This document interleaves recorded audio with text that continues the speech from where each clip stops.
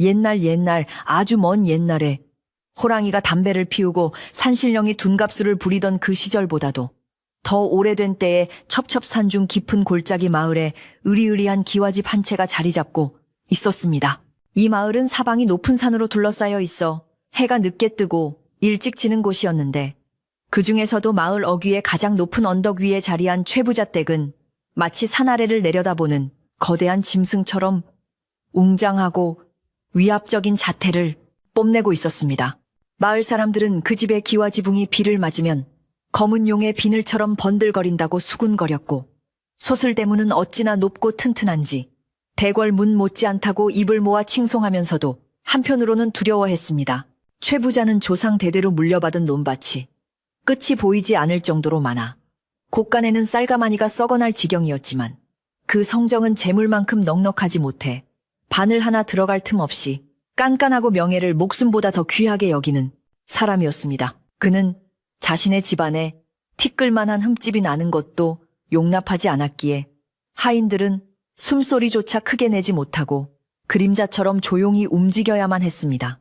최 부자에게는 남부러울 것 없는 재물과 권세가 있었으나 단 하나 하늘이 허락하지 않은 것이 있었으니 바로 대를 이을 아들이었습니다. 안방마님은 시집 온 지 수십 년이 지나도록 딸만 줄줄이 낳았을 뿐 집안의 기둥이 될 사내아이 소식은 감감무소식이라 최 부자의 한숨은 날이 갈수록 깊어만 갔습니다. 좋다는 약은 조선 팔도에서 다 구해다 먹이고 용하다는 절과 산을 찾아다니며 불공을 들이고 치성을 들여도 삼신할머니는 야속하게도 그들 부부에게 등을 돌린 듯 했습니다. 마을 사람들은 최 부자의 곳간은 꽉 찼으나 안방은 비어 있다며 뒤에서 혀를 차곤 했고 최 부자는 그 소리가 들릴 때마다 자존심이 상해 밤잠을 설치며 술로 속을 달래야만 했습니다. 그러던 어느 해 봄 마른 나무에 꽃이 피듯 안방마님에게 기적처럼 태기가 찾아왔고 칠순을 바라보는 나이에 늦둥이를 보게 된 최 부자의 입은 귀에 걸릴 듯 벌어졌습니다.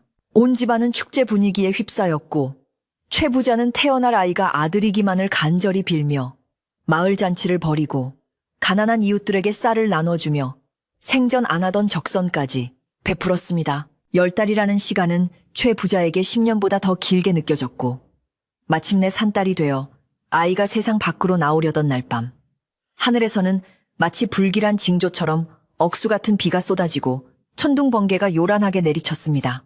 칠흑 같은 어둠 속에서 번개가 번쩍일 때마다 최 부자 댁의 기와지붕은 푸르스름한 빛을 띠며 기이하게 번들거렸고 숲속의 부엉이들은 불길한 울음소리를 내며 밤새도록 울어댔습니다. 안방에서는 산모의 고통스러운 비명이 문풍지를 찢을 듯 흘러나왔고 마당을 서성이는 최 부자의 마음은 숯검정처럼 타들어갔습니다. 오랜 진통 끝에 드디어 아이의 울음소리가 터져나와야 할 순간 방 안에서는 으앙하는 힘찬 울음 대신 늙은 산파의 경악 섞인 비명과 무언가 털썩 주저앉는 소리만이 들려왔습니다. 불길한 예감에 휩싸인 최 부자가 체면도 잊은 채 벌컥 방문을 열고 들어서자 방 안은 피비린내와 함께 형용할 수 없는 무거운 침묵이 감돌고 있었습니다. 촛불 그림자 아래 산파는 사시나무 떨듯 떨며 구석으로 물러나 있었고 갓 낳은 핏덩이를 아는 안방마님은 기절한 듯 눈을 감고 있었습니다. 최 부자가 떨리는 손으로 아이를 감싼 포대기를 들춰보았을 때 그는 자신의 눈을 의심하며 뒷걸음질 칠 수밖에 없었습니다. 그곳에는 그가 그토록 고대하던 옥동자 대신 사람의 형상이라고는 도저히 믿기 힘든 기이한 생명체가 꿈틀거리고 있었습니다. 아이의 머리는 보통 아이의 2배나 되었고 등은 굽어 있었으며 팔다리는 뒤틀린 나뭇가지처럼 기형적으로 꺾여 있었는데 무엇보다 끔찍한 것은 아이의 얼굴이었습니다. 눈은 하나로 뭉개진 듯했고 입은 귀까지 찢어져 있어 가만히 있어도 마치 기괴하게 웃고 있는 듯한 형상이었으니 이는 사람이 아니라 산속의 요괴나 짐승이 잘못 태어난 것이 분명해 보였습니다. 평생을 가문의 명예와 체면을 위해 살아온 최 부자에게 이 아이의 존재는 축복이 아니라 가문을 멸문지화로 이끌 저주이자 씻을 수 없는 치욕이었습니다. 그는 순간적으로 이 끔찍한 사실이 문 밖으로 새어나갈 경우 사람들이 보낼 조소와 경멸을 떠올리며 몸서리쳤습니다. 완벽해야만 했던 그의 인생에 그리고 그의 가문에 오물을 끼얹을 이 괴물을 그는 도저히 아들로 받아들일 수가 없었습니다. 이성을 잃은 최 부자는 방 안에 있던 산파와 몸종들에게 서슬퍼런 눈빛으로 입단속을 시켰습니다. 그는 주머니에서 금덩이를 꺼내 산파의 손에 쥐어주며 오늘 밤 이 방에서 일어난 일을 무덤까지 가져가지 않으면 쥐도 새도 모르게 죽을 것이라고 협박했습니다. 공포에 질린 산파와 몸종들은 바닥에 머리를 다치며 맹세했고 최 부자는 갓 태어난 아이를 바라보며 잔인한 결단을 내렸습니다. 그는 아이가 태어나자마자 죽었다고 공표하기로 마음먹었습니다. 하지만 차마 제 손으로 핏줄을 죽일 수는 없었기에 그는 아이를 집안 가장 깊고 은밀한 곳에 숨겨두고 세상으로부터 영원히 격리하기로 했습니다. 최 부자의 집 뒷마당 구석에는 예전에 얼음을 보관하던 용도로 쓰였으나 지금은 버려진 낡은 지하 석빙고가 하나 있었는데 그곳은 입구가 좁고 깊어 한번 들어가면 빛 한 점 볼 수 없는 감옥과도 같은 곳이었습니다. 그날 밤 비바람이 더욱 거세게 몰아쳐 사람들의 눈과 귀를 가리는 틈을 타서 최 부자는 직접 아이를 안고 뒷마당으로 향했습니다. 안방마님은 정신을 차리고 아이를 내놓으라며 울부짖었지만 최 부자는 가문을 위한 일이라며 매정하게 아내를 뿌리치고 방문을 걸어 잠갔습니다. 차가운 빗줄기가 최 부자의 얼굴을 때렸지만 그의 표정은 돌처럼 굳어 있었습니다.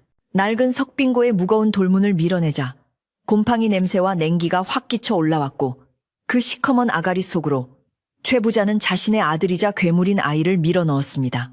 아이는 짐승 같은 소리를 내며 꿈틀거렸지만 최 부자는 뒤도 돌아보지 않고 무거운 돌문을 닫고 쇠사슬로 단단히 묶어버렸습니다. 그리고 그 위에 흙과 잡동사니를 덮어 누구도 그곳에 입구가 있다는 사실조차 알지 못하게 위장했습니다.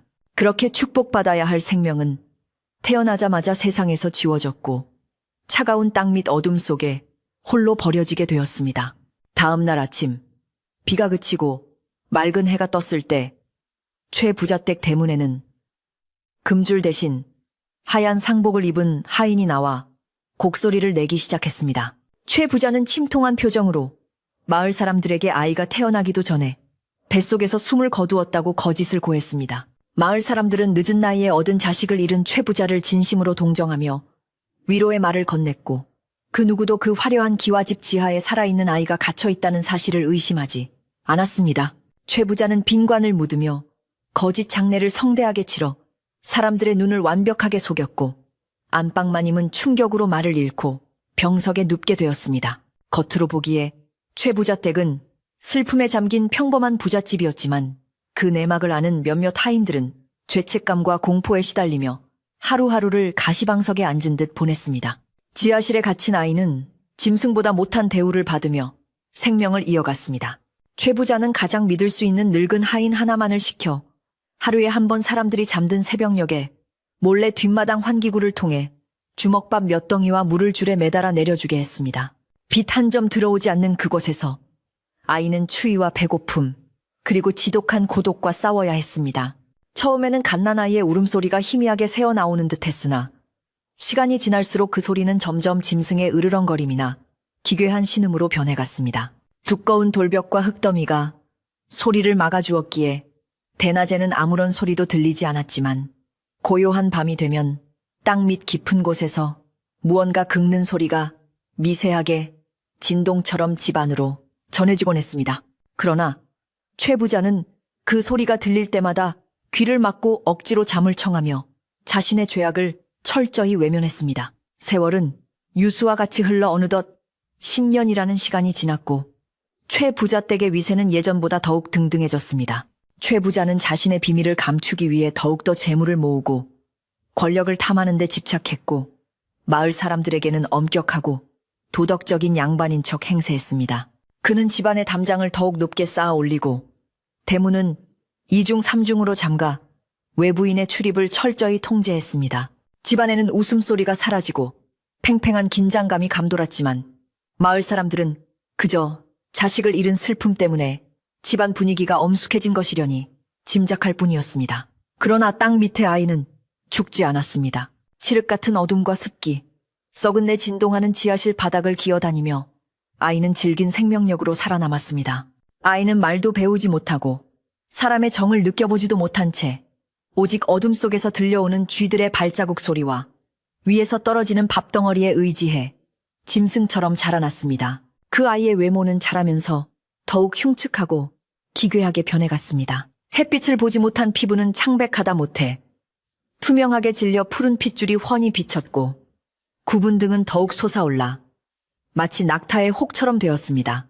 오랫동안 씻지 못한 몸에서는 악취가 났고 길게 자란 손톱과 발톱은 맹수의 발톱처럼 단단하고 날카롭게 휘어졌습니다. 무엇보다 섬뜩한 것은 여전히 귀까지 찢어진 입이었습니다. 아이는 말을 할 줄 몰랐기에 감정을 표현하는 유일한 방법이 기이한 소리를 내는 것뿐이었는데 그것은 울음인지 웃음인지 분간할 수 없는 히히하는 소름 끼치는 소리였습니다. 아이가 지하실 벽을 긁으며 이 소리를 낼 때마다 그 진동은 땅을 타고 올라와 최부자 댁의 기둥을 은밀하게 울렸습니다. 마치 억울하게 갇힌 영혼이 땅 위로 올라오기 위해 발버둥 치는 것과 같았습니다. 안방마님은 병석에서 일어나지 못한 채 시름시름 앓으면서도 밤마다 들려오는 그 환청 같은 소리에 시달렸습니다. 그녀는 꿈속에서 피를 흘리는 아이가 자신의 품으로 파고드는 악몽을 꾸며 비명을 지르며 깨어나곤 했습니다. 여보, 저기 밑에서 아이가 울고 있어요. 우리 아이가 살려달라고 하고 있어요. 부인이 헛소리처럼 중얼거릴 때마다 최 부자는 불같이 화를 내며 부인의 입을 틀어막았습니다. 닥치시오. 그 아이는 죽었소. 태어나기도 전에 죽었단 말이오. 다시는 그 흉물스러운 이야기를 입 밖에 내지 마시오. 최 부자는 아내를 미친 사람 취급하며 별채에 가두다시피 했지만 그의 마음속 깊은 곳에서도 공포의 싹이 자라나고 있었습니다. 그는 밤에 화장실을 갈 때조차 하인을 대동해야 할 정도로 겁이 많아졌고 술 없이는 하루도 버티지 못하는 날들이 늘어갔습니다. 한편 마을에는 흉흉한 소문이 돌기 시작했습니다. 최 부자댁 담장 너머로 밤마다 귀신 우는 소리가 들린다는 소문이었습니다. 늦은 밤 고개를 넘던 나그네들이나 밤마시를 다녀오던 마을 사람들이 최 부자댁 근처를 지날 때면 등골이 오싹해지는 냉기와 함께 땅 밑에서 들려오는 듯한 기분 나쁜 소리를 들었다고 증언했습니다. 분명히 사람이 내는 소리는 아니었어. 그렇다고 짐승 소리라고 하기에는 너무나 처량하고 소름이 끼치더란 말이지. 사람들은 수군거리며 최 부자댁 터가 새서 그렇다느니 조상묘를 잘못 써서 동티가 났다느니 하며 입방아를 불었습니다. 개들조차 최 부자댁 근처에만 가면 꼬리를 내리고 낑낑대며 도망치기 바빴고 까마귀 떼가 유난히 최 부자댁 지붕 위에 자주 앉아 불길하게 울어댔습니다. 하지만 그 누구도 감히 그 소리의 정체가 죽은 줄 알았던 최 부자의 아들이라고는 상상조차 하지 못했습니다. 계절은 바뀌어 겨울이 찾아왔습니다. 그해 겨울은 유난히 춥고 눈이 많이 내렸습니다. 온 세상이 하얗게 뒤덮였고 최 부자댁의 기와지붕 위에도 두터운 눈이 쌓였습니다. 지하실의 공기는 얼음장처럼 차가웠을 테지만 아이는 넝마주의 같은 옷가지 몇 개와 집단 속에 파묻혀 끈질기게 버텼습니다. 추위는 아이의 광기를 더욱 부추겼습니다. 아이는 추위를 잊기 위해 혹은 자신의 존재를 알리기 위해 더욱 격렬하게 몸부림치기 시작했습니다. 쇠사슬을 흔들고 돌벽을 긁는 소리가 더욱 자주 들려왔고 밥을 넣어주는 구멍을 통해 들려오는 숨소리도 거칠어졌습니다. 밥을 주러 갔던 늙은 하인은 어느 날 구멍 아래에서 번뜩이는 두 개의 붉은 눈동자와 마주치고는 혼비백산하여 달아나기도 했습니다. 그 하인은 최 부자에게 달려가 나리 도련님이 아니 그 괴물이 이제 사람이 아닌 것 같습니다. 눈빛이 짐승의 그것과 똑같습니다요. 라고 고했지만 최 부자는 하인의 뺨을 후려치며 쓸데없는 소리 말라고 호통을 쳤습니다. 최 부자는 자신의 완벽한 성을 지키기 위해 점점 더 고립되어 갔습니다. 그는 이제 늙은 하인 외에는 아무도 뒷마당 근처에 얼씬도 못하게 했고 뒷마당으로 통하는 문을 아예 폐쇄해버렸습니다. 그러나 막을 수 없는 것은 소리였습니다. 땅은 거짓말을 하지 않기에 그 깊은 곳에 억눌린 원망과 고통은 어떤 형태로든 틈을 비집고 올라오려 하고 있었습니다. 어느 고요한 밤, 마을 전체가 잠든 시각에 최 부자는 잠결에 똑똑히 들었습니다. 그것은 바람 소리도 짐승 소리도 아닌 분명한 웃음소리였습니다. 히히, 히히히, 끄르륵. 마루 밑바닥을 뚫고 올라와 방구석을 휘감는 그 소리는 소름 끼치도록 즐거워 보이면서도 한편으로는 뼈에 사무치는 원한이 서려 있는 듯 했습니다.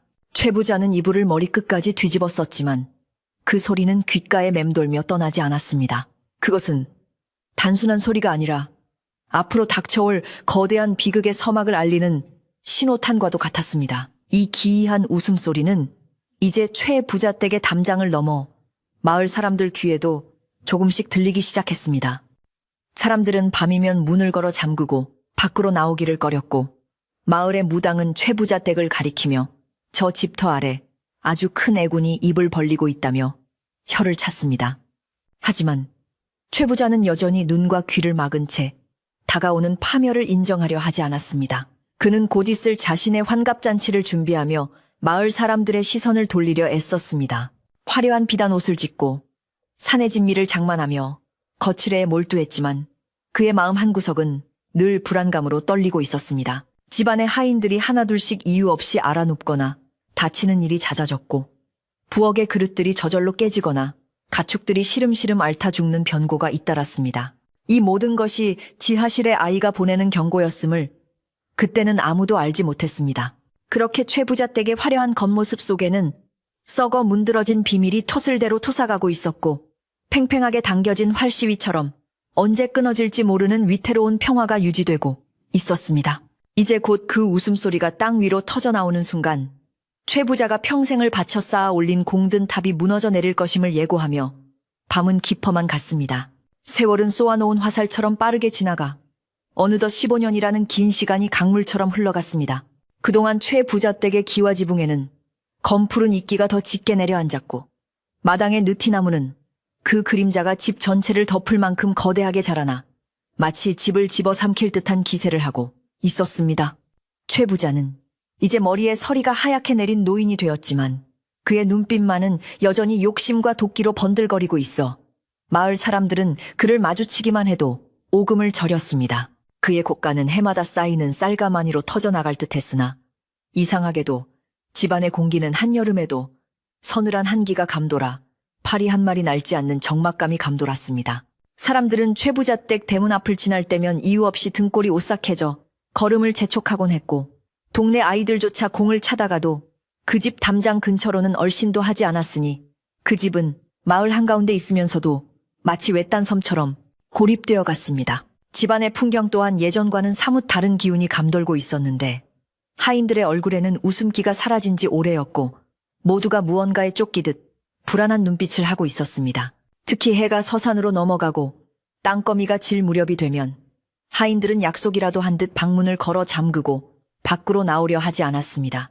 그것은 바로 바람결에 실려오는 정체불명의 소리 때문이었는데 처음에는 그저 바람이 문풍지를 울리는 소리 같기도 하고 고양이가 우는 소리 같기도 하여 대수롭지 않게 여겼습니다. 하지만 시간이 지날수록 그 소리는 점점 더 또렷하고 기괴한 형체를 갖춰가기 시작했습니다. 그것은 분명 사람의 웃음소리였으나 즐거워서 웃는 것이 아니라 뼈를 깎는 고통과 원망을 억지로 비틀어 짜내는 듯한 히히히, 히히히 하는 섬뜩한 소리였습니다. 어느 날 이 집에 새로 들어온 지 얼마 안 된 어린 하녀 꽃분이가 겪은 일은 집안에 떠돌던 괴담을 확신으로 바꾸어 놓는 계기가 되었습니다. 시골에서 막 올라와 세상 물정 모르고 호기심 많던 꽃분이는 선배 하인들이 그토록 가지 말라고 신신당부했던 뒷마당 옛 석빙고 근처를 기웃거리게 되었습니다. 그날은 유난히 안개가 자욱하게 낀 날이었는데 꽃분이는 빨래를 걷다가 바람에 날려간 옷가지 하나가 뒷마당 담장 쪽으로 넘어가는 것을 보고 무심결에 발을 들여놓게 되었습니다. 뒷마당은 잡초가 무성하게 자라 발을 디딜 틈조차 없었고 오래된 기와 조각들이 널려 있어 마치 폐허와 같은 모습이었습니다. 꽃분이가 조심스럽게 옷가지를 집어들고 돌아서려는 순간 발밑 땅속 깊은 곳에서 무언가 긁는 듯한 소리가 들려왔습니다. 드르륵, 드르륵. 마치 짐승이 발톱으로 돌바닥을 긁는 듯한 소름 끼치는 소리에 꽃분이는 그 자리에서 얼어붙고 말았습니다. 겁에 질려 다리가 후들거리는 와중에 갑자기 그 긁는 소리가 멈추더니 이번에는 가늘고 날카로운 웃음소리가 땅을 뚫고 올라왔습니다. 히히, 거기 누구야? 히히히. 그것은 분명 사람의 말소리였지만 목소리가 쇳소리처럼 거칠고 갈라져 있어 도저히 살아있는 사람의 것이라고는 믿기지 않았습니다. 꽃분이는 비명조차 지르지 못하고 입을 막은 채 주저앉았는데 흙더미로 덮여있던 환기구 틈 사이로 시뻘건 눈광이 번뜩이는 것을 본 순간 그녀는 정신을 잃고 쓰러지고 말았습니다.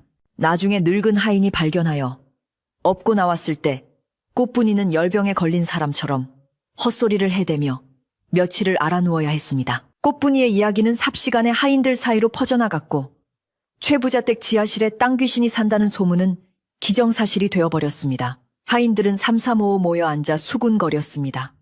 네, 그럴 줄 알았어. 밤마다 땅이 울리는 게 예사롭지 않더라니. 원래 그 석빙고 자리가 음기가 강해서 귀신이 잘 꼬인다고 하잖아. 억울하게 죽은 원혼이 들어앉은 게 분명해. 하인들의 동요가 심해지자 비밀을 알고 있는 늙은 하인은 사색이 되어 입단속을 시키러 다녔습니다. 다들 쓸데없는 소리 말고 일들이나 해. 한 번만 더 그런 헛소리를 짓거렸다가는 대감마님께서 경을 치실 게야. 늙은 하인은 호통을 쳤지만 그의 흔들리는 눈동자에는 공포가 가득 서려 있어 오히려 하인들의 불안감을 더욱 부채질할 뿐이었습니다. 최 부자 또한 이 상황을 모르는 바가 아니었습니다. 그는 밤마다 들려오는 웃음소리가 점점 커지고 있다는 것을 뼈저리게 느끼고 있었습니다. 예전에는 깊은 밤에만 들리던 소리가 이제는 대낮에도 간혹 들려왔고 그 소리를 들을 때마다 심장이 덜컥 내려앉는 것 같았습니다. 최 부자는 불안감을 감추기 위해 더욱 포악해졌습니다. 하인들이 조금만 실수를 해도 매질을 했고 밥상에 반찬이 마음에 들지 않는다며 상을 엎는 일도 다반사였습니다. 그는 자신의 죄가 드러날까봐 전전긍긍하며 뒷마당으로 가는 문에 자물쇠를 하나 더 채우고 담장을 더 높이 쌓아 올리라고 명령했습니다. 하지만 아무리 문을 잠그고 담을 쌓아도 땅 밑에서 울려 퍼지는 그 원망 섞인 웃음소리까지 가둘 수는 없었습니다. 안방마님의 상태는 더욱 심각했습니다. 15년 전 아이를 뺏긴 후로 제정신이 아니었던 그녀는 이제 완전히 미쳐버린 사람처럼 행동했습니다. 그녀는 밤마다 안방문을 긁으며 아가, 내 아가, 엄마가 여기 있다. 조금만 기다려라. 엄마가 문 열어줄게. 라고 중얼거렸습니다. 그녀의 헝클어진 머리카락과 초점 없는 눈동자는 보는 이들을 안타깝게 만들었지만 최 부자에게는 그저 자신의 치부를 건드리는 귀찮은 존재일 뿐이었습니다. 최 부자는 아내가 헛소리를 할 때마다 저 여자가 귀신이 들려도 단단히 들렸구나, 썩 물러가지 못해 라고 소리치며 아내를 별채에 가두어 버렸습니다.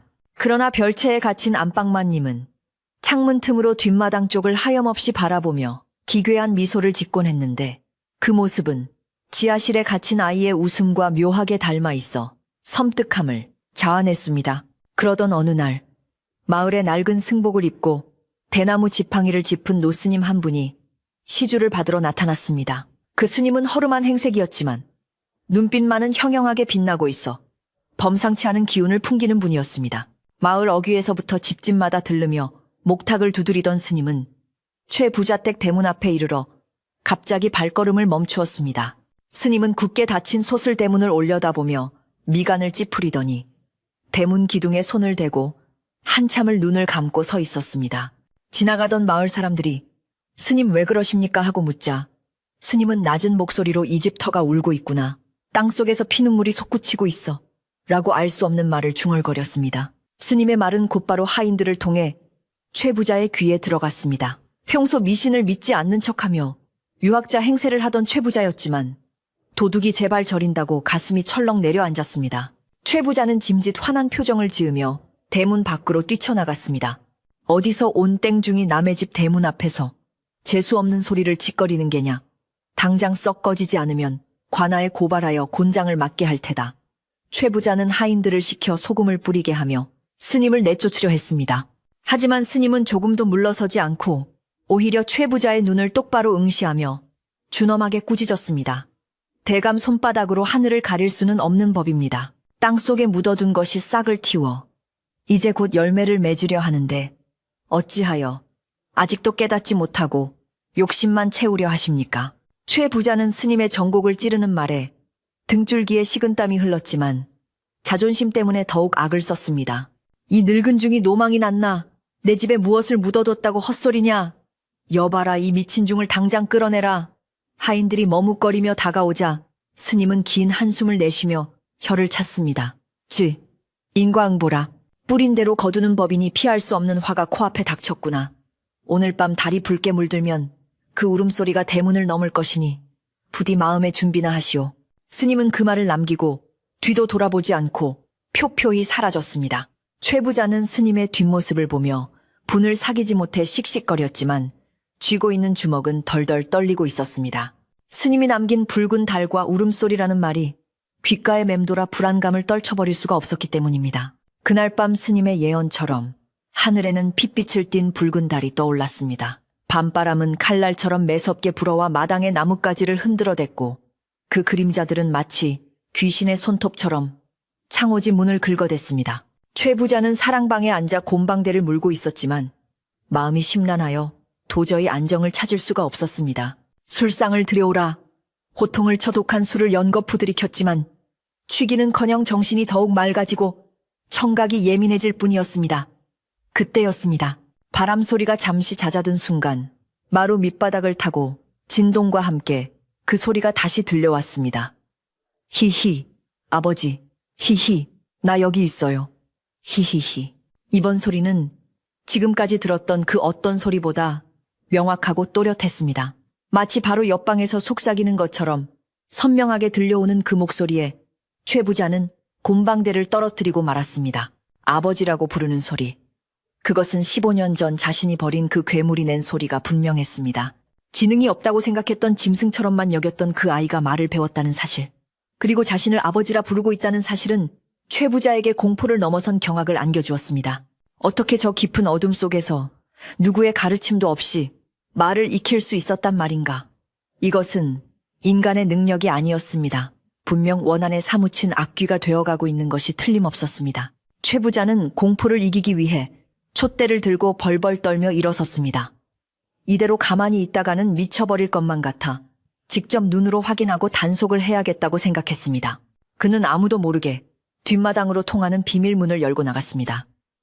붉은 달빛 아래 드러난 뒷마당은 흉가처럼 스산했습니다. 잡초가 무성한 길을 헤치고 석빙고 입구에 다다랐을 때 최 부자는 쏘스라치게 놀라 주저앉을 뻔했습니다. 분명 자신이 겹겹이 채워두었던 쇠사슬 중 하나가 끊어져 바닥에 뒹굴고 있었기 때문입니다. 누군가 밖에서 끄는 흔적은 아니었습니다. 안에서 그 엄청난 괴력으로 잡아당겨 끊어낸 것처럼 쇠고리가 엿가락처럼 휘어져 있었습니다. 이럴 수가. 최 부자의 입술이 파르르 떨렸습니다. 돌문 틈새로는 썩은 내와 함께 냉기가 흘러나오고 있었고 그 안에서 누군가 문에 귀를 대고 있는 듯한 기척이 느껴졌습니다. 최 부자가 숨을 죽이고 문에 다가가자 안에서 기다렸다는 듯이 즐거운 목소리가 흘러나왔습니다. 왔다. 아버지가 왔다. 히히히. 문 열어줘요. 나가고 싶어. 밥 줘. 고기 줘. 히히. 아이의 목소리는 10대 소년의 굵은 톤과 어린아이의 말투가 뒤섞여 기괴하기 짝이 없었습니다. 더구나 고기를 달라는 말에 최 부자는 본능적으로 자신의 살점을 탐하는 맹수의 굶주림을 느꼈습니다. 그는 비명을 지르며 도망치듯 뒷마당을 빠져나왔고 방으로 돌아와 이불을 뒤집어 쓰고 오들오들 떨었습니다. 다음 날 아침 최의 부잣댁의 분위기는 초상집보다 더 어두웠습니다. 밤새 들려온 괴상한 소리에 잠을 설친 하인들은 눈이 떼텄고 마당의 가축들은 불안에 떨며 울어댔습니다. 최 부자는 아침 일찍 대장장이를 불러 가장 튼튼한 쇠사슬과 자물쇠를 새로 만들어 오라고 지시했습니다. 그리고 늙은 하인을 불러 엄포를 놓았습니다. 오늘부터 뒷마당 근처에는 개미 새끼 한 마리도 얼씬 못하게 해라. 그리고 오늘 밤부터는 지하실 입구에 무거운 바위를 더 올려놓도록 해. 최 부자는 물리적인 힘으로 그 공포를 억누르려 했지만 이미 터져나오기 시작한 비극의 본물을 막기에는 역부족이었습니다. 마을 사람들 사이에서도 소문은 꼬리에 꼬리를 물고 퍼져나갔습니다. 어젯밤 최 부자 댁에서 들린 소리 들었나? 들었지. 사람 웃음소리 같기도 하고 짐승 울음소리 같기도 한 게 영 찜찜하더구만. 그 스님 말이 맞아. 그 집에 뭔가 사단이 나도 크게 날 모양이야. 사람들은 최 부자 댁을 손가락질하며 수군거렸고 그동안 최 부자의 위세에 눌려 하지 못했던 말들을 쏟아내기 시작했습니다. 최 부자의 명예는 땅에 떨어지고 있었고 그가 그토록 지키려 했던 가문의 위엄은 조롱거리가 되어가고 있었습니다. 하지만 이것은 시작에 불과했습니다. 땅 밑의 아이는 이제 자신의 존재를 알리는 것을 넘어 본격적으로 세상 밖으로 나올 준비를 마친 상태였습니다. 그러는 사이에도 계절은 무심하게 흘러 봄이 찾아왔고 최 부자에게는 또 다른 중요한 일이 다가오고 있었습니다. 바로 눈에 넣어도 아프지 않을 장손, 큰아들의 혼례가 코앞으로 다가온 것입니다. 최 부자는 이 혼례를 통해 마을의 흉흉한 소문을 잠재우고 다시금 가문의 위세를 떨치리라 다짐했습니다. 그는 인근 고을의 쟁쟁한 양반 가문과 혼담을 성사시켰고 어느 때보다 화려하고 성대한 잔치를 준비했습니다. 이번 잔치로 우리 집에 낀 애군을 싹 털어버릴 것이다. 보란듯이 떵떵거리며 살 것이야. 최 부자는 스스로에게 주문을 걸듯 다짐했지만 지하실 깊은 곳에서는 그날을 기다렸다는 듯이 더욱 날카롭게 손톱을 갈고 있는 존재가 있었습니다. 경사는 곧 비극의 무대가 될 것이며 가장 행복해야 할 날이 가장 끔찍한 날로 변하게 될 운명이 서서히 다가오고 있었습니다. 마을 사람들은 혼례 준비로 분주한 최 부자 댁을 보며 겉으로는 축하를 보냈지만 속으로는 불안한 눈초리를 거두지 못했습니다. 붉은 달이 뜬 날 이후로 마을의 우물물이 핏빛으로 변했다거나 밤마다 산짐승들이 마을로 내려와 울어댄다는 흉조가 계속되었기 때문입니다. 하지만 최 부자는 애써 모든 징조를 무시한 채 오직 아들의 혼례에만 정신을 쏟았습니다. 하인들은 떡을 했고 전을 부치느라 정신이 없었고 집안 곳곳에는 청사초롱이 내걸렸습니다. 화려한 비단과 꽃으로 장식된 집은 겉보기에 더할 나위 없이 아름다웠지만 그 화려한 밑바닥에는 썩은 내가 진동하는 지하실이 입을 벌리고 있었습니다. 잔치날이 가까워질수록 땅 밑의 진동은 미세하게 계속되었고 그것은 마치 폭발 직전의 화산처럼 불안정하게 꿈틀거리고 있었습니다. 이제 곧 억눌린 15년의 세월이 한꺼번에 터져 나올 시간이 임박해오고 있었습니다. 마침내 기다리고 기다리던 장손의 혼례날이 밝았습니다. 하늘은 구름 한 점 없이 맑고 푸르렀으나 바람 끝에는 설명할 수 없는 서늘한 기운이 서려 있어 사람들의 옷깃을 여미게 만들었습니다. 최 부자 댁 마당에는 아침 일찍부터 오색 차일이 쳐지고 동네방네 소문을 듣고 찾아온 구경꾼들과 하객들로 발 디딜 틈이 없었습니다. 마당 한편에서는 떡 맺히는 소리가 흥겹게 울려 퍼지고 가마솥에서는 고기 끓는 냄새가 진동하여 잔치 분위기를 한껏 돋우고 있었습니다. 하지만 집안의 주인인 최 부자의 얼굴은 화사한 비단 옷과는 달리 잿빛으로 굳어 있었습니다.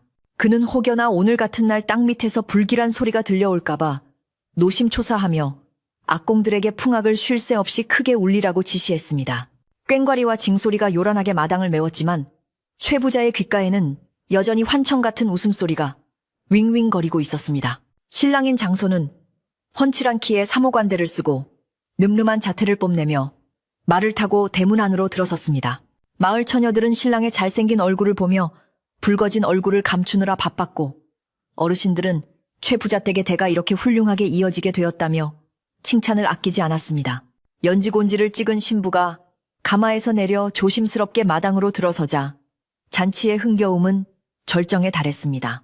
모든 사람의 시선이 신랑과 신부에게 쏠려 있었고 축복의 말이 쏟아지는 그 순간은 최 부자가 평생 꿈꿔왔던 가장 완벽하고 영광스러운 장면이었습니다.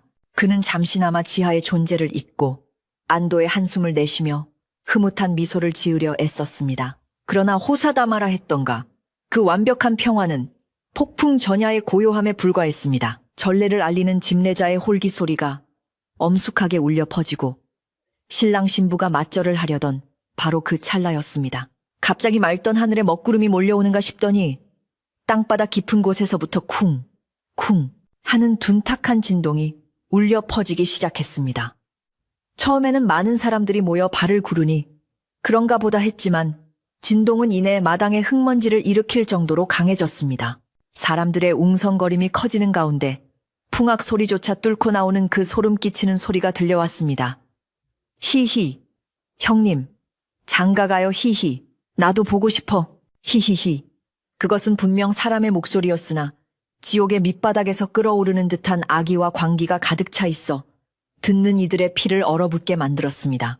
잔치마당은 순식간에 찬물을 끼얹은 듯 정적에 휩싸였습니다. 악공들은 연주를 멈추었고 하객들은 서로의 얼굴만 쳐다보며 공포에 질린 눈빛을 교환했습니다. 그 순간 신랑이 타고 왔던 말이 갑자기 무언가에 놀란 듯 미쳐 날뛰기 시작했습니다. 말은 눈을 뒤집고 거품을 물며 앞발을 높이 쳐들었고 고삐를 잡고 있던 하인은 나가 떨어졌습니다. 신랑은 놀라 말을 진정시키려 다가갔지만 말은 뒷발질을 하며 신랑의 가슴을 정통으로 가격하고 말았습니다. 억하는 단말마의 비명과 함께 신랑은 허수아비처럼 날아가 마당 한가운데 놓인 단단한 대돌에 머리를 댔고 쓰러졌습니다. 붉은 피가 사방으로 튀어 하얀 떡판과 신부의 치마폭을 적셨고 잔치마당은 순식간에 아수라장으로 변했습니다. 아이고 도련님 도련님. 하인들이 비명을 지르며 달려들었고 최 부자는 넋이 나간 표정으로 아들에게 기어가 흔들었지만 신랑은 이미 숨이 끊어진 뒤였습니다. 가장 경사스러운 날, 가장 끔찍한 비극이 일어난 것입니다. 신부는 그 자리에서 기절해버렸고 하객들은 공포에 질려 비명을 지르며 대문 밖으로 도망치기 바빴습니다. 그 혼란스러운 와중에도 땅 밑에서는 멈추지 않고 웃음소리가 흘러나왔습니다. 히히, 죽었다. 형님이 죽었다. 히, 붉은 물이 흐른다. 예쁘다. 히히, 그 웃음소리는 아들의 시신을 안고 오열하는 최 부자의 통곡 소리와 뒤섞여 마치 저승사자가 부르는 조롱의 노래처럼 마당을 가득 메웠습니다. 장례는 혼례가 치러져야 할 그 자리에서 바로 시작되었습니다. 청사초롱은 떼어지고 하얀 소복과 삼배가 그 자리를 대신했습니다. 마을 사람들은 혼비백산하여 도망친 후 집집마다 대문을 걸어 잠그고 최 부자댁 쪽은 쳐다보지도 않았습니다. 그 집터가 결국 사람을 잡아먹었어. 그 웃음소리가 저승사자 부르는 소리였던 거야. 사람들은 몸서리를 치며 수군거렸습니다. 최 부자댁의 넓은 마당에는 이제 하객 대신 정막과 곡소리만이 가득했습니다. 최 부자는 아들의 식어버린 시신 앞에서 멍하니 앉아 있었지만 그의 눈은 슬픔보다 더 큰 공포와 분노로 이글거리고 있었습니다. 그는 이 모든 일이 지하에 갇힌 그 흉물이 저지른 지심을 뼈저리게 알고 있었습니다. 안방마님은 아들의 죽음을 목격하고는 완전히 이성의 끈을 놓아버렸습니다. 그녀는 산발을 한 채 마당으로 뛰쳐나와 땅바닥을 손톱으로 긁어대며 울부짖었습니다. 내 새끼 살려내라. 이 모진 인간아. 내 욕심이 아들을 죽였다. 저 밑에 있는 내 불쌍한 새끼가 형을 데려간 거야. 문 열어, 당장 문 열어. 그녀는 최 부자의 바짓가랑이를 잡고 늘어지며 악을 썼습니다. 최 부자는 핏발선 눈으로 아내를 노려보다가 거칠게 밀쳐냈습니다. 이 여자가 미쳤나? 어디서 망발이야? 그놈은 죽었단 말이다. 최 부자는 고래고래 소리를 질렀지만 그의 목소리는 두려움에 떨리고 있었습니다. 그는 자신의 죄가 낳은 괴물이 이제 집안을 하나씩 집어삼키기 시작했음을 직감했습니다. 장례를 치르는 3일 내내 웃음소리는 멈추지 않았습니다. 낮에는 잠잠하다가도 밤만 되면 어김없이 히히 하는 소리가 들려왔습니다. 이제 그 소리는 단순한 웃음이 아니었습니다. 그것은 마치 다음 차례는 누구냐고 묻는 듯한 살생부의 호명과도 같았습니다. 상가의 문상을 온 소수의 친척들마저 그 소리를 듣고는 기겁을 하여 서둘러 자리를 떴습니다. 빈소를 지키는 것은 오직 최 부자와 늙은 하인 몇몇 뿐이었습니다. 향냄새 자욱한 방 안에서 최 부자는 아들의 영정 사진을 바라보며 이를 갈았습니다. 내 이놈, 감히 내 대를 끊어놓다니. 내 너를 가만두지 않겠다. 그는 슬픔을 넘어선 증오에 사로잡혀 술잔을 바닥에 내동댕이 쳤습니다. 첫 번째 초상이 끝나고 사무제를 지내고 돌아온 날, 집안에는 더욱 짙은 죽음의 그림자가 드리워졌습니다. 이번에는 최 부자의 둘째 아들이 시름시름 앓기 시작했습니다. 평소 건강하던 둘째 아들이 갑자기 고열에 시달리며 헛것을 보기 시작한 것입니다. 아버지, 형님이 보여요. 형님 뒤에 괴물 같은 아이가 엎여 있어요. 저를 보고 웃어요. 히히 하고 웃어요. 둘째 아들은 공포에 질려 이불을 뒤집어 쓰고 벌벌 떨었습니다. 의원들을 불러 진맥을 해보았지만 모두 고개를 가로저으며 맥이 잡히지 않습니다. 이것은 사람의 병이 아니라 귀신이 곡할 노릇입니다라고 말할 뿐이었습니다. 최 부자는 억장이 무너지는 심정으로 아들의 손을 잡았지만 아들의 손은 이미 얼음장처럼 차가워져 가고 있었습니다. 최 부자는 더 이상 참을 수 없어 무당을 불렀습니다. 마을에서 가장 용하다는 무당이 구판을 벌이기 위해 집에 들어섰지만 대문에 들어서자마자 무당은 사색이 되어 뒷걸음질 쳤습니다. 아이고, 늦었어. 원한이 뼈에 사무쳐서 이미 귀신이 되었구먼. 산 사람을 산채로 묻어놨으니 오죽하겠어. 이 집안은 이제 다 죽어나갈 거야. 다 죽어. 무당은 굿을 하기도 전에 도망치듯 나가버렸고 그 뒷모습을 보며 최 부자는 절망감에 주저앉았습니다. 자신이 저지른 죄가 얼마나 큰 것인지, 그리고 그 대가가 얼마나 혹독할 것인지 뼈저리게 느끼는 순간이었습니다. 결국 둘째 아들마저 며칠을 넘기지 못하고 숨을 거두었습니다. 형의 장례가 끝난 지 채 보름도 지나지 않아 또다시 상여가 나가는 비극이 벌어진 것입니다. 마을 사람들은 최 부자 댁이 망조가 들었다며 혀를 찾고 이제 그 집 근처에는 낮에도 그림자조차 비치지 않게 되었습니다. 집안의 하인들은 하나둘씩 짐을 싸서 야반도주를 하기 시작했습니다. 아무리 돈을 많이 준다고 해도 목숨이 왔다 갔다 하는 집에서 더 이상 살 수는 없었기 때문입니다. 넓은 기와 집에는 이제 최 부자와 미쳐버린 안방마님, 그리고 갈 곳 없는 늙은 하인 한 명만이 덩그러니 남게 되었습니다. 텅 빈 집안은 폐가처럼 스산했고 먼지가 쌓여가는 마루 위로 밤바람만이 불어닥쳤습니다. 가족을 잃고 고립된 최 부자는 매일 밤 술독에 빠져 지냈습니다. 술에 취하면 두려움이 조금 가시는 듯 했지만 술이 깰 때마다 찾아오는 공포는 더욱 끔찍했습니다. 그는 밤마다 환청에 시달렸습니다. 지하실에 아이가 벽을 뚫고 나와 자신의 목을 조르는 꿈, 죽은 아들들이 피를 흘리며 자신을 원망하는 꿈을 꾸며 비명을 지르고 깨어났습니다. 그러다 보면 어김없이 들려오는 그 소리. 히히히, 아버지, 외로워요. 다들 어디 갔어요? 나랑 놀아요. 히히히.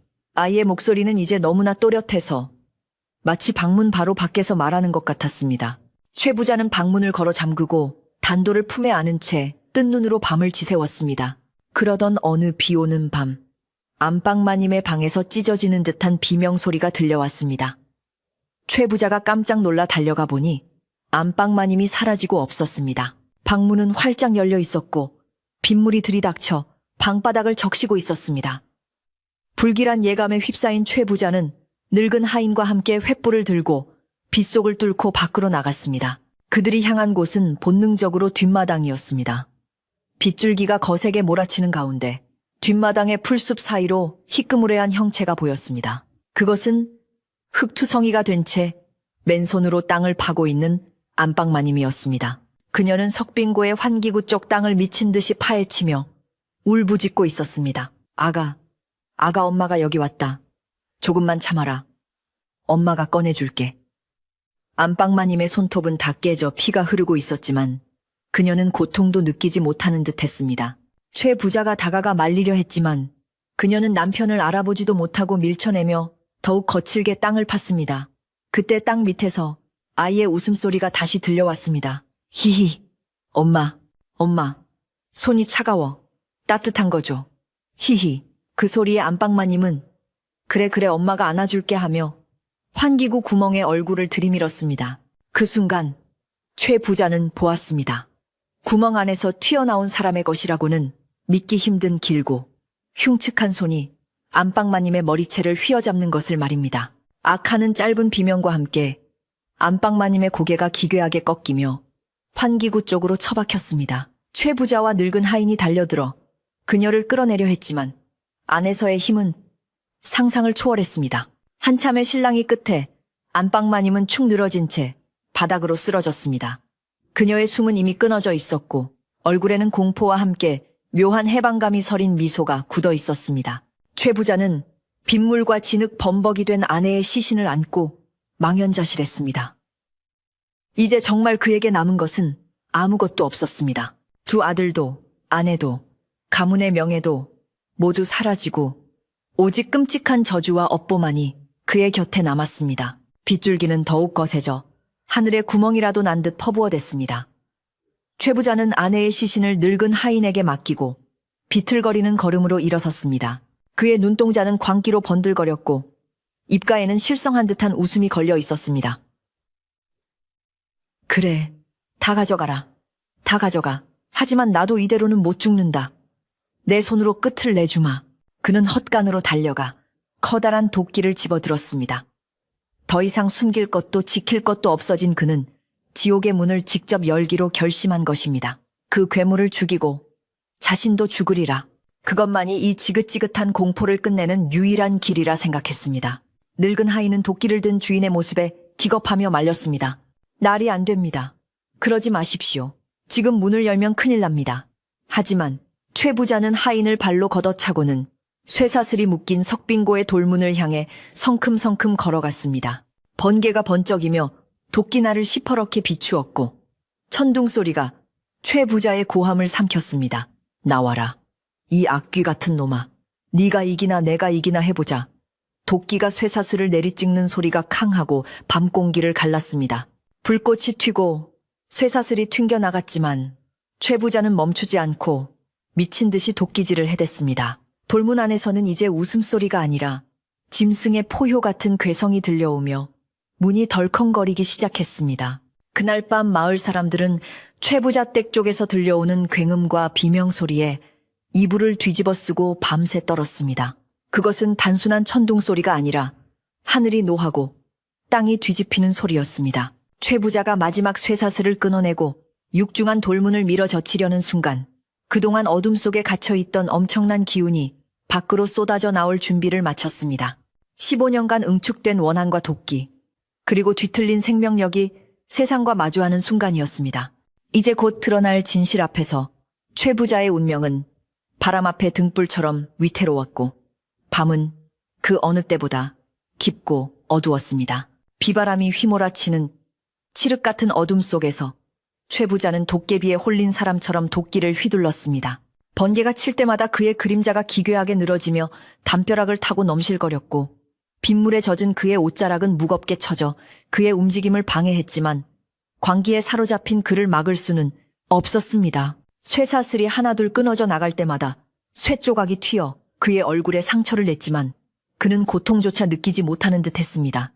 늙은 하인은 흙바닥에 주저앉아 주인의 다리를 붙잡고 애원했지만 이미 이성을 잃은 최 부자의 귀에는 그 어떤 소리도 들리지 않았습니다. 오직 저 문을 열고 그 안에 있는 악귀를 없애야만 이 지옥 같은 고통이 끝날 것이라는 맹목적인 믿음만이 그의 머릿속을 가득 채우고 있었습니다. 도끼날이 돌문에 부딪혀 불꽃을 튀길 때마다 최 부자의 입에서는 짐승 같은 거친 숨소리와 알 수 없는 욕설이 터져나왔습니다. 마침내 마지막 쇠사슬이 끊어지고 육중한 돌문이 삐그덕거리는 소리와 함께 아주 조금 틈을 보였습니다.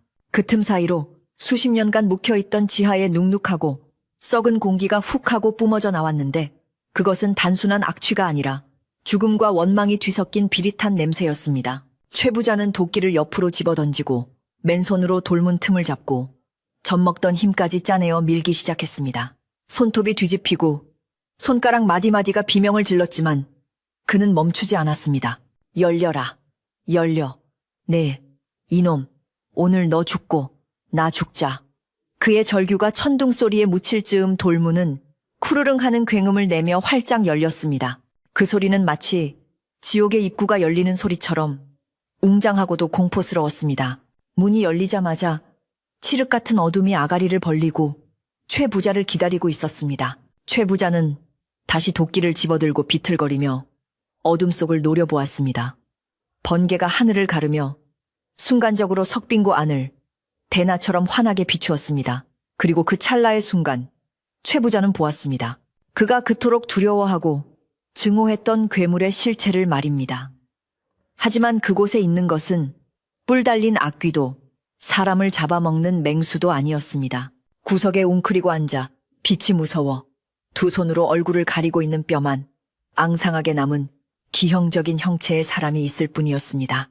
낡아 빠진 녹말을 걸치고 긴 머리카락은 엉겨붙어 얼굴을 덮고 있었지만 떨고 있는 그 모습은 영락없이 겁에 질린 어린아이의 그것이었습니다. 최 부자가 상상했던 자신을 공격하려 달려드는 괴물의 모습과는 너무나도 달랐습니다. 그때 마을 어귀에서부터 웅성거리는 소리와 함께 횃불의 행렬이 최 부자 댁으로 몰려오기 시작했습니다. 밤새 계속된 비명소리와 도끼질 소리, 그리고 흉흉한 기운을 감지한 마을 사람들이 더 이상 참지 못하고 몰려온 것입니다. 촌장과 마을의 장정들은 굳게 닫힌 대문을 부수고 들어와 뒷마당으로 달려왔습니다. 그들은 도끼를 쳐들고 있는 최 부자와 열린 석빙고 앞에 참혹한 광경을 목격하고는 일제히 숨을 죽였습니다. 빗속에서도 꺼지지 않는 횃불들이 뒷마당을 환하게 비추자 지하실 안의 존재가 더욱 또렷하게 드러났습니다. 사람들은 그 흉측한 외모에 잠시 놀라 뒷걸음질 쳤지만 이내 그 존재가 보이고 있는 행동을 보고는 얼어붙고 말았습니다. 그 아이는 밖으로 뛰쳐나와 사람들을 해치는 대신 벽을 보고 돌아앉아 무서워 아버지가 화났어. 때리지 마세요. 히히. 밥 주세요. 하며 웅얼거리고 있었습니다. 최 부자는 멍하니 서서 그 모습을 바라보았습니다. 그의 손에서 힘이 빠져나가며 들고 있던 도끼가 철렁하고 바닥으로 떨어졌습니다. 그가 평생을 바쳐 지키려 했던 가문의 명예, 그토록 숨기고 싶었던 비밀이 천하에 드러난 순간이었지만 그보다 더 큰 충격이 그의 가슴을 강타했습니다. 그것은 바로 죄책감이었습니다. 저 아이는 괴물이 아니었습니다. 단지 남들과 다른 모습으로 태어났을 뿐 부모의 사랑을 갈구하고 배고픔을 느끼는 자신의 핏줄이었습니다. 자신이 괴물이라 믿고 가두어 길렀기에 아이는 정말로 괴물 같은 모습으로 변해버린 것이었습니다. 아이가 내던 그 웃음소리는 저주가 아니라 어둠 속에서 미치지 않기 위해 혹은 누군가 자신을 봐주기를 바라며 냈던 필사적인 신호였음을 깨닫게 된 것입니다. 마을 사람들은 웅성거리며 최 부자를 향해 손가락질을 하기 시작했습니다. 저런 천벌을 받을 사람 같으니라고. 제 자식을 짐승처럼 가두어 키우다니. 귀신 소동이 다 저 양반이 만든 짓이었어. 비난의 화살이 빗발치듯 쏟아졌지만 최 부자는 아무런 대꾸도 할 수 없었습니다. 그는 다리에 힘이 풀려 그 자리에 털썩 주저앉았습니다. 눈앞이 캄캄해지고 가슴이 터질 듯 조여왔습니다. 죽은 두 아들과 아내의 얼굴이 주마등처럼 스쳐 지나갔습니다. 결국 그들을 죽음으로 몰고 간 것은 지하실의 아이가 아니라 그 아이를 버리고 외면했던 자신의 비정한 마음이었음을 뼈저리게 후회했습니다. 그러나 후회는 언제나 늦은 법이었습니다. 이미 돌이킬 수 없는 강을 건넌 뒤였습니다. 그때 지하실 안에 있던 아이가 조심스럽게 고개를 돌려 주저앉은 최 부자를 바라보았습니다. 아이의 눈은 백탁이 껴 흐릿했지만 그 시선은 정확히 아버지를 향하고 있었습니다. 아이는 엉금엉금 기어서 문 밖으로 나왔습니다. 마을 사람들은 혹시나 하는 마음에 긴장하며 물러섰지만 아이는 사람들에게 눈길조차 주지 않고 오직 최 부자에게로 향했습니다. 빗물과 진흙 범벅이 된 몸을 이끌고 최 부자의 발치에 다다른 아이는 짐승의 발톱 같은 손을 뻗어 최 부자의 옷자락을 잡았습니다. 그리고 찢어진 입을 벌려 힘겹게 한마디를 내뱉었습니다. 추워요. 안아줘. 그 목소리에는 원망도 분노도 없었습니다.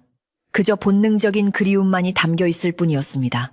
그 한마디가 최 부자의 마지막 숨통을 끊어놓았습니다. 최 부자는 으아악하는 처절한 비명을 지르며 가슴을 부여잡고 뒤로 넘어갔습니다. 극심한 충격과 죄책감이 그의 심장을 멈추게 한 것입니다. 그는 눈을 부릅뜬 채 하늘을 올려다보았지만 이미 그의 동공에는 생기가 사라져 있었습니다. 화려했던 만석군 명예를 목숨보다 중히 여기던 최 부자는 결국 자신의 업보에 짓눌려 비참한 최후를 맞이했습니다. 비바람이 그의 얼굴을 때렸지만 그는 미동조차 하지 않았습니다. 아이는 쓰러진 아버지를 보고는 영문을 모르겠다는 듯 고개를 갸웃거리다가 이내 아버지의 품으로 파고들어 웅크렸습니다. 평생 처음이자 마지막으로 느껴보는 아버지의 온기였습니다. 이 기가 막힌 광경을 지켜보던 마을 사람들은 분노보다 앞서는 비통함에 고개를 떨구었습니다. 촌장이 먼저 나서서 사람들을 진정시켰습니다. 다들 조용히 하시오. 이미 죗값을 치른 것 같소. 산 사람은 살아야 하지 않겠소. 촌장의 지시에 따라 장정 몇몇이 조심스럽게 다가가 아이와 최 부자의 시신을 떼어놓으려 했습니다. 아이는 으르렁거리며 저항했지만 늙은 하인이 다가가 눈물을 흘리며 달래자 이내 순해져서 얌전히 물러났습니다. 도련님, 이제 나오십시오. 이제 그 춥고 어두운 곳에 계시지 않아도 됩니다. 늙은 하인은 겉옷을 벗어 아이의 헐벗은 몸을 덮어주었습니다. 아이는 난생 처음 느껴보는 부드러운 천의 감촉과 사람의 온기에 놀란 듯 눈을 동그랗게 떴습니다. 비는 새벽이 다 되어서야 그쳤습니다. 폭풍우가 지나간 자리는 처참했지만 공기는 한결 맑아져 있었습니다. 마을 사람들은 서둘러 수습에 나섰습니다.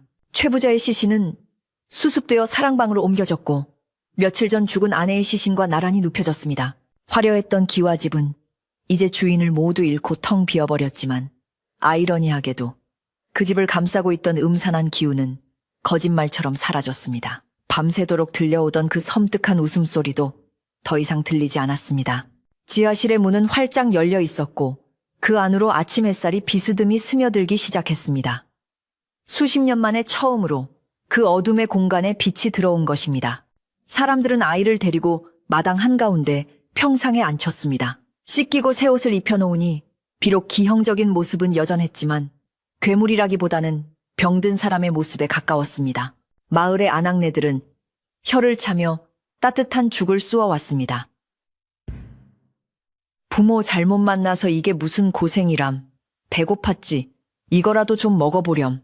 아이는 숟가락질을 할 줄 몰라 손으로 죽을 허겁지겁 퍼먹었습니다. 그 모습이 어찌나 안쓰러운지 지켜보던 사람들의 눈시울이 붉어졌습니다. 사람들은 그동안 자신들이 두려워했던 대상이 실은 가장 보호받아야 했던 존재였음을 깨닫고 부끄러움을 느꼈습니다. 땅 귀신은 없었습니다. 오직 인간의 욕심이 만든 비극만이 있었을 뿐입니다. 날이 완전히 밝자 마을 전체가 이 집에 모여들었습니다. 촌장은 마을 회의를 열어 앞으로의 일을 논의했습니다. 최 부자 일가는 모두 죽었고 남은 혈육이라고는 이 병든 아이 하나뿐이었습니다. 이 아이를 어떻게 하면 좋겠소?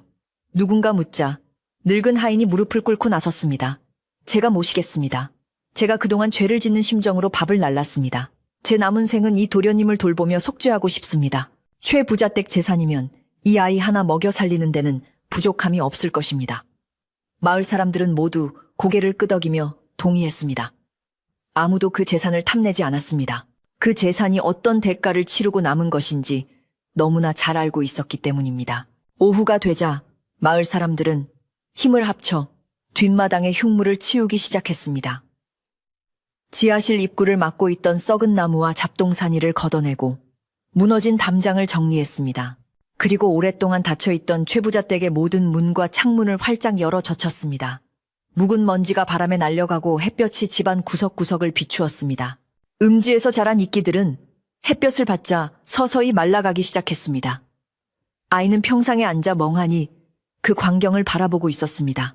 그의 입가에는 더 이상 기괴한 미소가 걸려있지 않았습니다. 배가 부르고 몸이 따뜻해지자 아이는 꾸벅꾸벅 졸기 시작했습니다. 15년 만에 처음으로 공포와 추위 없이 맞이하는 평화로운 낮잠이었습니다. 장례 준비는 마을 사람들이 십시일반 거들어 빠르게 진행되었습니다. 최부자와 안방마님의 장례는 간소하게 치르기로 했습니다. 화려한 상여도 요란한 곡소리도 없었습니다. 그저 죄 지은 영혼들이 저승에 가서라도 참회하기를 바라는 마음으로 조용히 보내주기로 했습니다. 마을의 노인들은 향을 피우며 중얼거렸습니다. 욕심이 과하면 화를 부르는 법이지. 이제 다 털고 가시게. 저 아이는 우리가 알아서 할 테니 걱정 말고. 비록 마을에 큰 소란을 일으키고 공포를 주었던 최 부자였지만 죽음 앞에서는 모든 원한이 덧없음을 사람들은 알고 있었습니다. 그렇게 최 부자 댁의 비극은 절정을 지나 서서히 마무리되어 가고 있었습니다. 해질녘이 되자 마을에는 다시 평온한 저녁 연기가 피어올랐습니다. 어제까지만 해도 공포의 대상이었던 최 부자 댁 굴뚝에서도 하얀 연기가 모락모락 피어올랐습니다. 늙은 하인이 아궁이에 불을 지피며 아이를 위해 방을 따뜻하게 데우고 있었기 때문입니다. 아이는 늙은 하인의 손을 잡고 안방으로 들어갔습니다. 그 방은 원래 최 부자가 쓰던 방이었지만 이제는 이 집의 유일한 생존자인 아이의 방이 되었습니다. 하얀 이불 위에 누운 아이는 낯선 천장을 바라보다가 창호지 문 너머로 비치는 저녁 노을을 보았습니다. 붉은색이었지만 더 이상 피처럼 무섭지 않고 따뜻하게 느껴지는 색이었습니다. 아이는 깊은 숨을 내쉬며 눈을 감았습니다. 마을 사람들도 하나둘 집으로 돌아갔습니다. 돌아가는 길에 사람들은 서로 세상사 참 덧없다는 말을 주고받았습니다. 그 높던 기와집도 넘쳐나던 곳간도, 콧대 높던 양반의 자존심도 한순간에 바람처럼 사라져버렸다는 사실이 허망하게 느껴졌기 때문입니다. 하지만 한편으로는 오랫동안 마을을 짓누르던 검은 그림자가 거쳤다는 안도감도 들었습니다. 이제 밤길을 걸을 때 뒤를 돌아보지 않아도 되고 아이들이 밖에서 놀 때 걱정하지 않아도 되었습니다. 비극이 휩쓸고 간 자리에 남은 것은 폐허가 아니라 다시 시작할 수 있는 정화된 땅이었습니다. 밤이 깊어오자 마을은 다시 고요에 잠겼습니다. 하지만 어제와 같은 불길한 고요함은 아니었습니다. 풀벌레 소리가 들리고 개울물 흐르는 소리가 들리는 평범하고 평화로운 시골 마을의 밤이었습니다. 최부자댁 마당에는 은은한 달빛이 내려앉았습니다. 지하실 문은 이제 닫히지 않고 열려 있었지만 그곳에서 나오는 것은 썩은 내가 아니라 빗물에 씻긴 흙냄새뿐이었습니다. 과거의 상처가 아물기 위해서는 시간이 필요하겠지만 적어도 더 이상 고통받는 영혼의 울부짖음은 없었습니다. 모든 것이 제자리를 찾기 위한 준비를 마친 것입니다. 이제 마지막으로 남겨진 이들이 어떻게 상처를 보듬고 살아가는지 지켜볼 일만 남았습니다. 최 부자와 안방마님의 장례가 모두 끝나고 마을에는 다시 평온한 정적이 찾아왔습니다. 한때 마을에서 가장 시끌벅적하고 위세등등했던 최 부자 댁이었지만 이제 그 넓은 집을 지키는 것은 허리가 굽은 늙은 하인과 병약한 도련님뿐이었습니다. 마을 사람들은 며칠 동안 상여가 나가는 것을 지켜보며 인생의 허망함을 뼈저리게 느꼈습니다. 천석군의 재물도 하늘을 찌를 듯한 명예도 죽음 앞에서는 한 줌의 재만도 못한 것이었습니다. 사람들은 최부자댁 앞을 지날 때마다 더 이상 두려움에 떨지 않았습니다.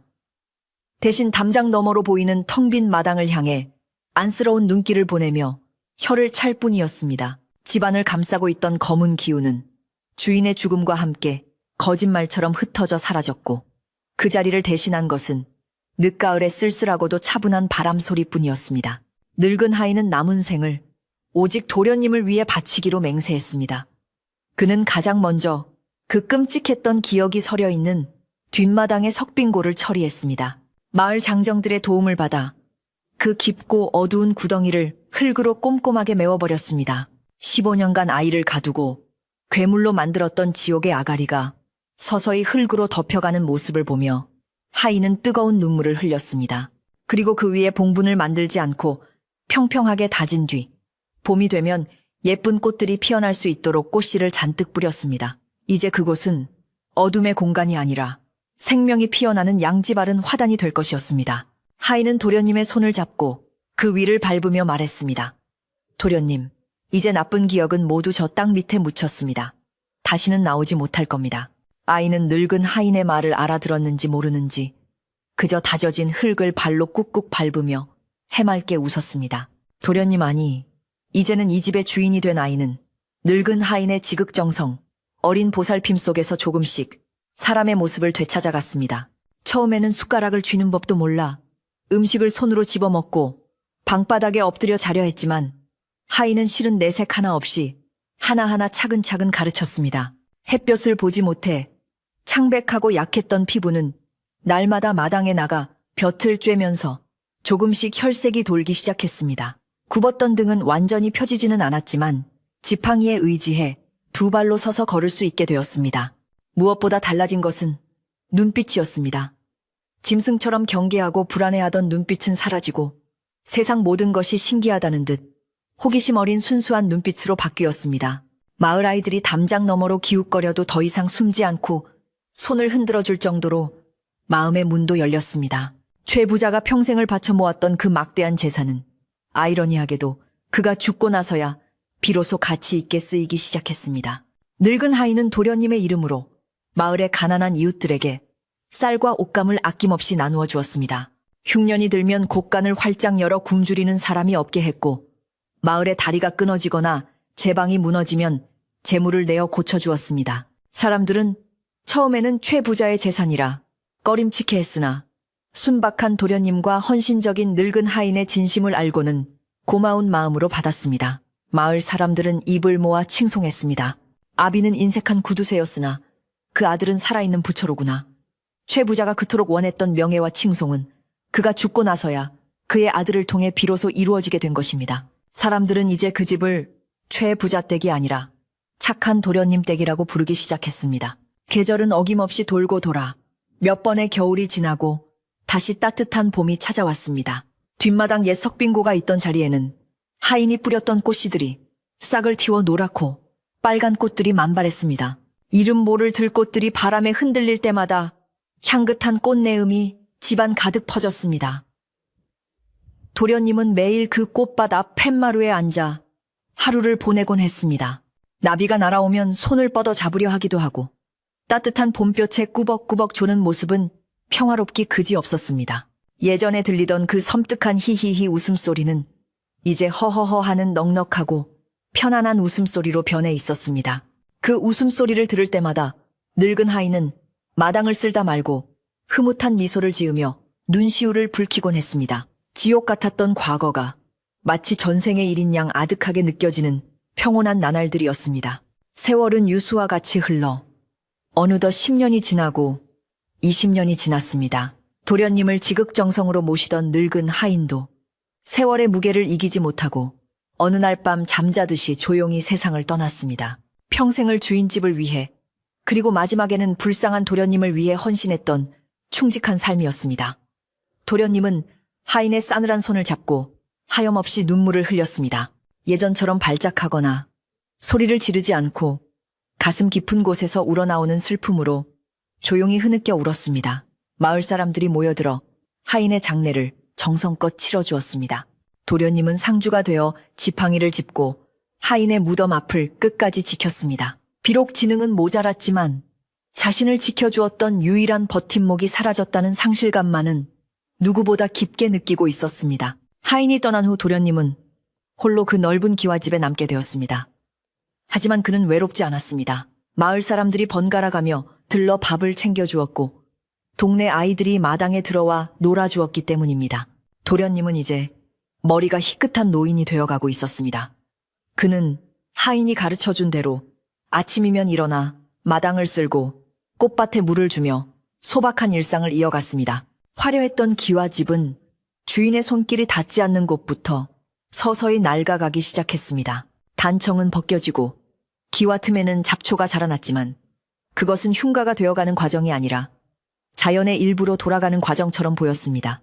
억지로 꾸미고 가두었던 인위적인 것들이 사라지고 자연스러운 시간의 흐름이 그 집을 감싸 안았습니다. 어느 해 여름 큰 장마가 지나가고 나서 마을 어귀에 둑이 터질 위험에 처했을 때였습니다.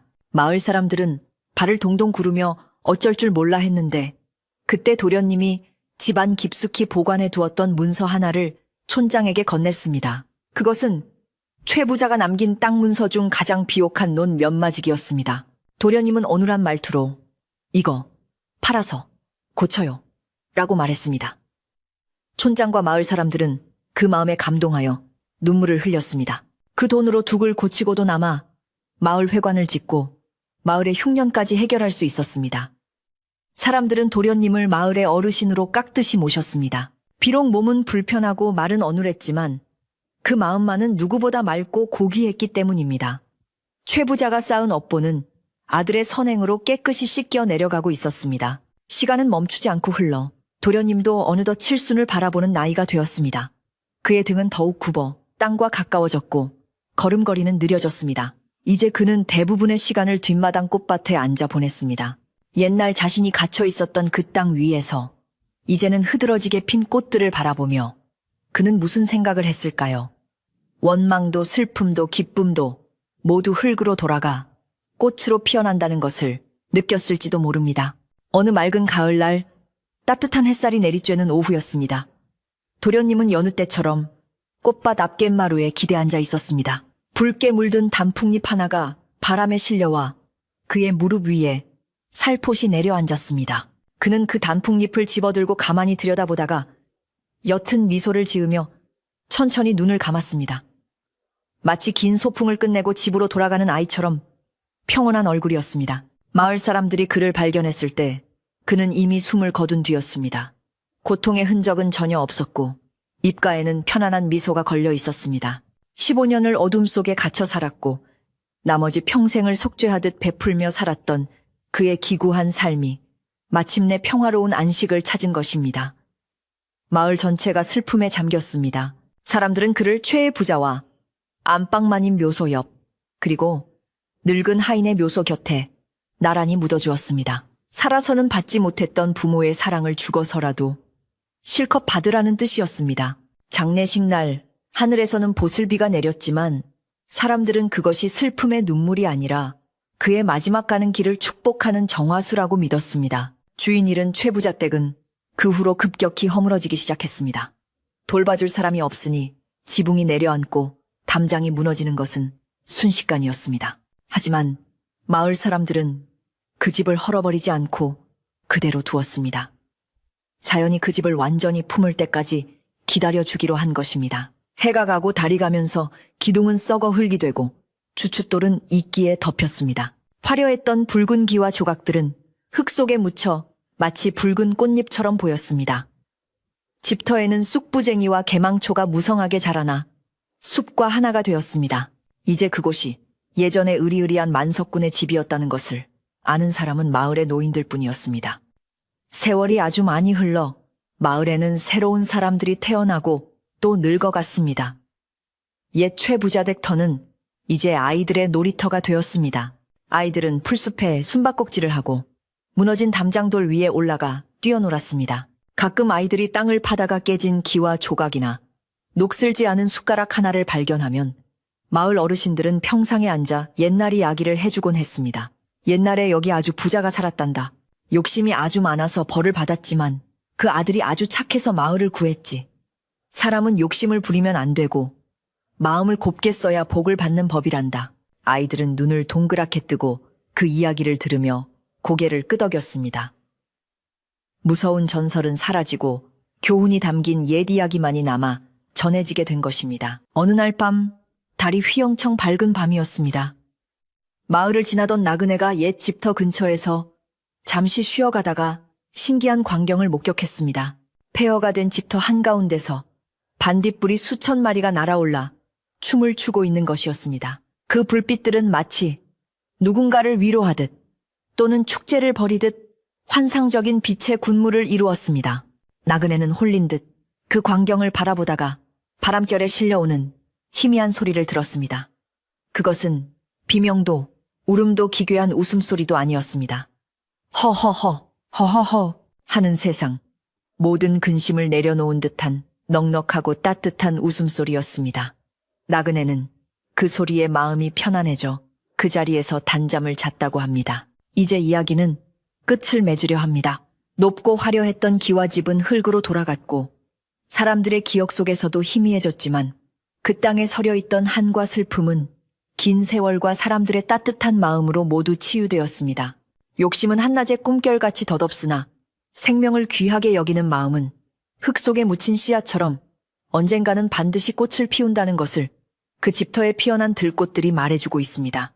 오늘 밤 여러분의 꿈자리에도 그 따뜻한 꽃향기와 평온한 바람이 불어오기를 바랍니다. 무거운 걱정은 다 내려놓고 자연의 품으로 돌아간 그 집처럼 편안하게 잠드시길 바랍니다.